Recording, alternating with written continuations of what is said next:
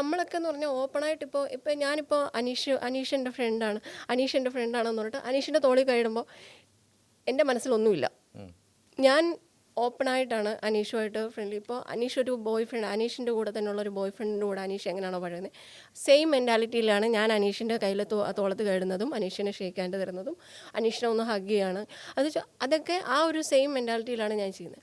പക്ഷേ ഇവരെ സംബന്ധിച്ചിടത്തോളം ഈ പറയുന്ന ഞാൻ ഭയങ്കര സംഭവമാണ്, ഞാൻ അങ്ങനെയൊന്നും ചെയ്യില്ല, എനിക്ക് അതൊക്കെ എനിക്ക് ആണുങ്ങളുമായിട്ടുള്ള കൂട്ടം അങ്ങനെയൊക്കെ പറയുന്നവരുടെ മനസ്സിൽ ഏറ്റവും കൂടുതൽ ഇവരുടെ മനസ്സിലായിരിക്കും കള്ളത്തരങ്ങൾ കൂടുതൽ. ഇവർക്കാണ് സമയം കിട്ടുമ്പോൾ ഇവർ എന്താ പറയുക, എനിക്ക് അറിയാവുന്ന കുറേ പേരുണ്ട് കേട്ടോ, അറിയാവുന്നവർ കുറേ പേര്.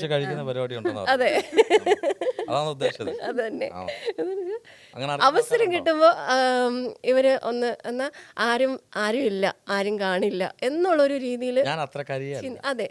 എന്നാൽ പക്ഷെ നമ്മൾ പൊതുവെ നിൽക്കുമ്പോൾ അയ്യോ എൻ്റെ അത്രയും നല്ല ആൾക്കാർ അറിയില്ല എന്ന് ചിന്തിക്കുന്ന ഒരു. ഇത് ഞങ്ങളുടെ പ്രോസ്പെക്ട് പറഞ്ഞല്ല, പുള്ളിക്കാരിയുടെ പറഞ്ഞാണ്, പുള്ളിക്കാരുടെ പേഴ്സണൽ ഒപ്പീനിയൻ പറഞ്ഞ എൻ്റെ മാത്രമായിട്ടുള്ള ഒരു വ്യൂ പോയിന്റ്. അനുഭവസ്ഥല്ലേ? എന്തോ അനുഭവസ്ഥനാണ്. എനിക്കറിയാവുന്ന ഒത്തിരി പേരുണ്ട് ആ ഒരു രീതിയിൽ. അല്ല, ഒരുപാട് ഫോട്ടോഷൂട്ട് വീഡിയോ ഒക്കെ എടുത്തല്ലോ അല്ലേ? ഇങ്ങനെ എടുക്കുന്ന സമയത്ത് ഇത് വേണ്ടായിരുന്നു എന്ന് തോന്നിയ അങ്ങനത്തെ ഷൂട്ടുകളുണ്ടോ? അതായത് ഈ കോസ്റ്റ്യൂം വേണ്ട, അത് വേണ്ടായിരുന്നു, പിന്നെ നമ്മളിങ്ങനെ ആലോചിക്കുമ്പോൾ തോന്നുമല്ലോ നമുക്ക് അങ്ങനെ, അയ്യോ ഇത് വേണ്ടായിരുന്നു, കുറച്ച് എടുത്തുചാട്ടം ആയിപ്പോയോ, അങ്ങനെ തോന്നിയിട്ടുണ്ടോ? അങ്ങനെ തോന്നിയിട്ടുള്ളൊരു ഷൂട്ടൊന്നും ഞാൻ ഇതുവരെ ചെയ്തിട്ടില്ല. ആക്ച്വലി ഇപ്പോൾ എൻ്റെ ഷൂട്ട് വന്നിരിക്കുന്നതെല്ലാം അത്യാവശ്യം എന്താ പറയുക, ഞാൻ എൻ്റെ മനസ്സിൽ എനിക്കൊരു ലിമിറ്റേഷൻ വെച്ചിട്ടുണ്ട്. അതെ, എൻ്റെ ഒരു കംഫർട്ടബിൾ സോണിൽ നിന്നിട്ടാണ് ഞാൻ ഇതുവരെ ഷൂട്ട്. ഇപ്പോൾ ഒരു ഇച്ചിരി നേവൽ കാണിച്ചെന്ന് വെച്ചോ, ഇച്ചിരി ക്ലീവ് കാണിച്ചെന്ന് വെച്ചോ, തൈസ് കാണിച്ചെന്ന് വെച്ചോ, അതൊരു എന്താ പറയുക വൾഗാരിറ്റിയിലേക്ക് പോകുന്ന ഒരു രീതിയിലാണെന്ന് എനിക്ക് തോന്നിയിട്ടില്ല. ഞാനൊരു വൾഗറായിട്ടൊരു ഷൂട്ട് ചെയ്തു എന്നെനിക്ക് തോന്നിയിട്ടില്ല. അതേസമയം എന്നെ കഴിഞ്ഞ ഒരു ഇൻ്റർവ്യൂവിൽ സംബന്ധിച്ച് ബിക്കിനി ചെയ്യുമോ, ബിക്കിനി ഇട്ടിട്ടുള്ള ഷൂട്ട്, അത് എന്നെ സംബന്ധിച്ചിടത്തോളം കുറച്ച് പിന്നെ ആ ഒരു സമയത്ത്, കാരണം വണ്ണം ഉണ്ടായിരുന്ന സമയത്ത് എനിക്ക് തോന്നിയിട്ടുണ്ട് ഈ ബിക്കിനിയൊക്കെ ഇട്ട് ഞാൻ സങ്കല്പിച്ച് നോക്കിയിട്ടുണ്ട്. പക്ഷെ ആ സമയത്ത് അത് ചെയ്തായിരുന്നെങ്കിൽ ഹസീപ്പ് ഇവിടെ ഇങ്ങനെ ഒരു ഇന്റർവ്യൂ ഞങ്ങൾക്ക് കിട്ടില്ലായിരുന്നു. കാര്യം വെച്ചാൽ കുറച്ചും കൂടെ റേഞ്ച് മാറി, സീരിയസ്ലി പറഞ്ഞാണ്, വേറെ ലെവലിലേക്ക് മാറി. ഒരിക്കലും ഇല്ല, കാരണം ഞാൻ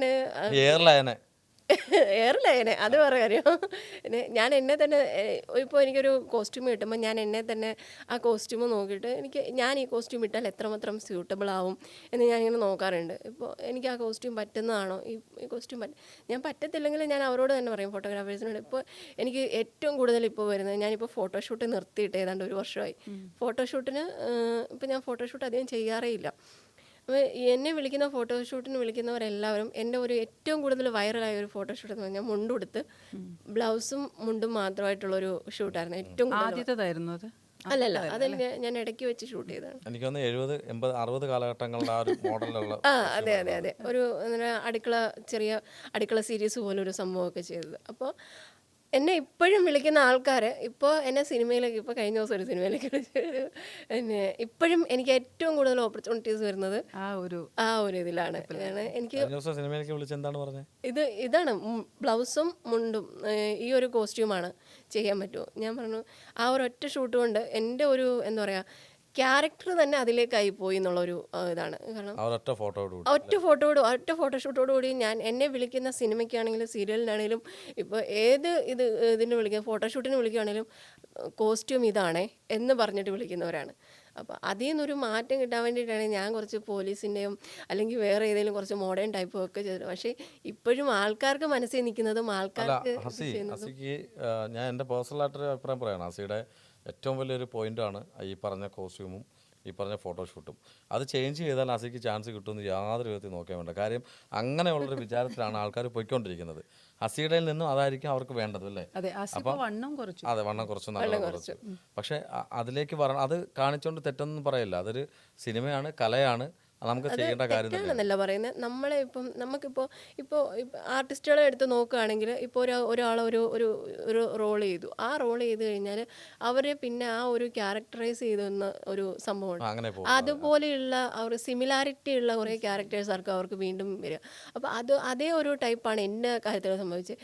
ഈ ഒരു കോസ്റ്റ്യൂം വന്നപ്പോഴത്തേക്കും ആ ഒരു കോസ്റ്റ്യൂമിനെ കാറ്റഗറൈസ് ചെയ്ത് മാറ്റി നിർത്തി. ആ ഇടയ്ക്ക് ചെയ്തവര് അതെ, അതെ, കണ്ടില്ലേ? അതെ. അതന്നെ വന്നുകൊണ്ടിരിക്കും. അല്ല ആ ഇടയ്ക്ക് ഹസിയുടെ കോസ്റ്റ്യൂം എന്ന് പറഞ്ഞാൽ അങ്ങനെയുള്ള ഫോട്ടോഷൂട്ടാണ് വന്നിട്ടുള്ളത്. നേരെയുള്ള ഫോട്ടോഷൂട്ട് മീൻസ് സാരി ഉടുത്തതോ അല്ലെങ്കിൽ ചുരിദാറിട്ടോ ഒന്നും വന്നിട്ടില്ല. ഈ ക്ലീവേജും അതിങ്ങനെ കാണിച്ചിട്ടുള്ള സംഭവങ്ങൾ വന്നിട്ടുള്ളൂ. അപ്പോൾ അതുകൊണ്ടായിരിക്കും ആൾക്കാർ അങ്ങനെ എക്സ്പെക്ടേഷൻ വരുന്നത്. അതുകൊണ്ടൊരു കാര്യം ചോദിക്കട്ടെ, എത്ര പെഗ് അടിക്കും ഒരു ദിവസം? അയ്യോ അത് ഞാനൊരു അല്ല കള്ളു കുടിക്കുന്ന കേട്ടിട്ടുണ്ട്, അതുകൊണ്ടാണ് അല്ല കള്ളു പിടിക്കുന്നത് വെച്ചാൽ അതൊരു തമാശ രൂപേണ. കാരണം ഞാൻ ഒരു ഇൻ്റർവ്യൂവിൽ പറഞ്ഞൊരു കാര്യമാണ് അത്. എൻ്റെ ചെറുപ്പത്തിലെ ബാപ്പയുമായിട്ട് ബാപ്പ ഞങ്ങളെ ബാർ ഹോട്ടലിൽ ഫുഡ് കഴിക്കാൻ കൊണ്ടുപോകുന്ന സമയത്ത് ബാപ്പയുടെ ഒരു ഫേവറേറ്റ് ഒരു ഹോട്ടലുണ്ട്, പാലാഴി എന്ന് പറഞ്ഞാൽ പത്തനാപുരത്ത്. ആ ഹോട്ടലിൽ ഫുഡ് കഴിക്കാൻ പോകുമ്പോൾ ബാപ്പയ്ക്ക് മാത്രം വലിയ കുപ്പി വാങ്ങിച്ചിട്ട് ഞങ്ങൾക്ക് ചെറിയ പെപ്സി. അപ്പോൾ ആ സമയത്ത് ഞാൻ ബാപ്പയോട് വഴക്കുണ്ടാക്കും.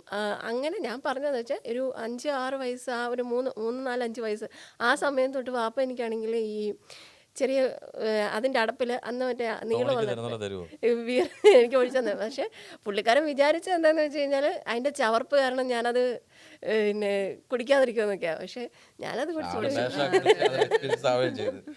എക്സ്പീരിയൻസ് ആയി കൊടുത്തല്ലേ. അല്ല അതിനകത്തൊരു കാര്യം ചോദിക്കട്ടെ, കുപ്പിയൊക്കെ വെച്ചിട്ട് ഈ ബിയർ കുപ്പിയൊക്കെ വെച്ചിട്ട് ഒരു ഫോട്ടോഷൂട്ട് ചെയ്തിട്ടുണ്ട്. അത് കുടിക്കുന്ന രീതിയിലും ഉണ്ടായിരുന്നു അതിനകത്ത്? ഇല്ല ജസ്റ്റ് ഇങ്ങനെ വെക്കുന്ന ഒരു ദിവസം അത് കുടിച്ച് തീർത്തിട്ട് വെച്ചാണോ കുപ്പി അത് കയ്യിൽ?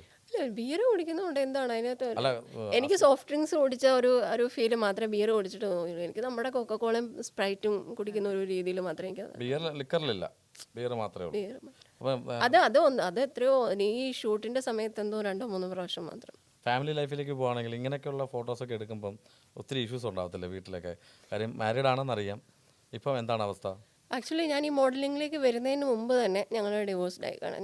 ഞങ്ങൾ തമ്മിൽ ഒരുപാട് എന്താ പറയുക വ്യത്യാസങ്ങളല്ല, ഞങ്ങൾ തമ്മിൽ ചേർന്ന് പോകാൻ പറ്റാത്തൊരു അവസ്ഥ വന്ന സമയത്ത് ഞങ്ങൾ മ്യൂച്വലായിട്ട് ഒരു വേണ്ടാന്നുള്ളൊരു രീതിയിലേക്ക് എത്തി. അങ്ങനെ ഡിവോഴ്സ്ഡ് ആണ്. അപ്പോൾ ഹസി ഒരുപാട് ഇതൊക്കെ ചെയ്തല്ലോ, അപ്പോൾ പിന്നെ ഫോട്ടോഷൂട്ടൊക്കെ ചെയ്തു. പിന്നെ എന്താ പെട്ടെന്നൊരു ഇമേജ് കോൺഷ്യസ് ആവാൻ കാരണം? എനിക്ക് കുറച്ചും കൂടി ഇപ്പോൾ ഞാൻ കേട്ടു ഹസി പറഞ്ഞു കുറച്ചും കൂടി നല്ല സിനിമയിൽ നല്ല റോളുകൾക്ക് വേണ്ടി കാത്തിരിക്കുകയാണ്. അപ്പോൾ ഇപ്പോൾ അപ്രോച്ച് ചെയ്യുന്നത് ആദ്യത്തെ ഫോട്ടോഷൂട്ടിനെ ബേസ് ചെയ്തിട്ടാണ് ആളുകൾ. അപ്പോൾ എന്താണ് കുറച്ചും കൂടി ഇമേജ് നന്നാക്കണം എന്നുള്ള ഒരു തോന്നലുണ്ടായോ? അത് ഫാമിലിക്ക് വേണ്ടിയിട്ടാണോ? അല്ല ഇമേജ് ക്രിയേറ്റ് ചെയ്യാനാണോ? അല്ല, ആക്ച്വലി എനിക്ക് ഈ പറയുന്ന ഈ ഒരു ഫോട്ടോഷൂട്ടിന് മുന്നേ ആണെങ്കിലും ആഫ്റ്റർ ആണെങ്കിലും ബിഫോർ ആണെങ്കിലും എന്നെ സംബന്ധിച്ചിടത്തോളം എനിക്ക് നല്ലൊരു ആർട്ടിസ്റ്റ് ആവുക എന്നുള്ളതാണ് എൻ്റെ ഏറ്റവും വലിയൊരു അത് ഈ ഒരു രീതിയിൽ കാറ്റഗറൈസ് ചെയ്ത് പോയത് കൊണ്ട് എനിക്ക് ഈ ഒരു ക്യാരക്ടർ മാത്രമേ ചെയ്യാൻ പറ്റൂ എന്ന് പലരും ചിന്തിക്കുന്നു, അല്ലെങ്കിൽ പലരും ആ ഒരു രീതിയിൽ എന്നെ വിളിക്കുന്നു എന്നുള്ളതുകൊണ്ട് അതൊന്ന് മാറ്റണം എന്നുള്ള ഒറ്റ ഒരു ഇതിലാണ് ഞാൻ അങ്ങനെയുള്ള ക്യാരക്ടേഴ്സ് ഒന്നും ഇപ്പോൾ എടുത്ത് ചെയ്യാത്തത് തന്നെ. ഇപ്പം വലിയ ബിഗ് ബഡ്ജറ്റ് മൂവിയിൽ വരെ എനിക്ക് അങ്ങനെ ഒരു ക്യാരക്ടർ വന്നിട്ട് ഞാൻ ചെയ്തിട്ടില്ല. കാരണം എന്നെ ആൾക്കാർ ഇനി ആ ഒരു രീതിയിൽ കണ്ടിട്ട് ഇനി ആ ഒരു രീതിയിൽ തന്നെ കാറ്റഗറൈസ് ചെയ്ത് വിടണ്ട. എനിക്ക് അതിന് മേളിലും എൻ്റെ ഒരു കരിയർ എന്ന് പറഞ്ഞു കഴിഞ്ഞാൽ അതിൻ്റെ മുകളിലും എനിക്ക് ഭാവിയുണ്ട്, അതിൻ്റെ മുകളിലും എനിക്ക് ചെയ്യാൻ പറ്റും. ഇപ്പോൾ നമ്മളിപ്പോൾ ഞാൻ പറയുന്നത് എനിക്കിപ്പോൾ നായിക അല്ലെങ്കിൽ അങ്ങനെ സെക്കൻഡ് ഇയർ അങ്ങനെയൊന്നുമല്ല, നമുക്കൊരു വില്ലത്തി ക്യാരക്ടർ അല്ല ഇപ്പോൾ എനിക്കിപ്പോൾ എൻ്റെ ക്യാരക്ടറിനോട് അടുത്ത് നിൽക്കുന്ന ഒരു രീതിയല്ലേ. അല്ല ഞാൻ കേട്ടിട്ടുണ്ട്, പിന്നെ എന്തുവാടി എന്ന് വെച്ചാൽ നീ പോടാന്ന് പറയാൻ ആംബിയർ ഉണ്ടെന്ന് ഞാൻ കേട്ടു. അങ്ങനെ ഉണ്ടോ? അങ്ങനെയാണ് എന്നെ എൻ്റെ വാപ്പ വളർത്തിയത്.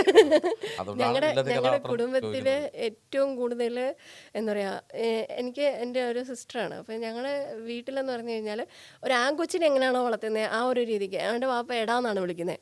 ഒരു ആൺകൊച്ചിനെ വളർത്തുന്ന രീതിയിലാണ് എന്നെ വിളിക്കുന്നത്. എന്നോട് പറയും, നിന്നെ ആരെങ്കിലും അടിച്ചോ അല്ലെ നിന്നെ എന്തെങ്കിലും പറഞ്ഞോ, നീ അവനെ തിരിച്ച് പറഞ്ഞിട്ട് നീ വീട്ടിൽ വരണം. ചെറിയൊരു ഇൻസിഡൻറ്റിലൂടെ പറയാം. ഞാൻ പ്രൈമറി സ്കൂളിൽ പഠിക്കുന്ന സമയത്താണ്, എനിക്ക് തോന്നുന്നു 4-ഓ 5-ലോ എങ്ങാണ്ട്, 3-ലോ 4-ലോ എങ്ങാണ്ടാണ്.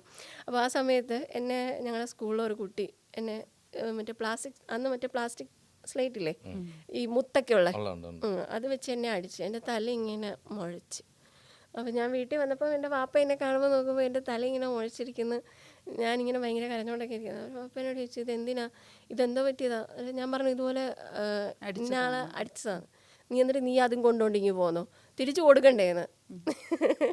പിറ്റേ ദിവസം വാപ്പയെ സ്കൂളിൽ നിന്ന് വിളിക്കുന്നു, അടിച്ചു. എൻ്റെ കയ്യിൽ തടിയുടെ സ്ലേറ്റായിരുന്നു. കൊച്ചിന്റെ തല പൊട്ടി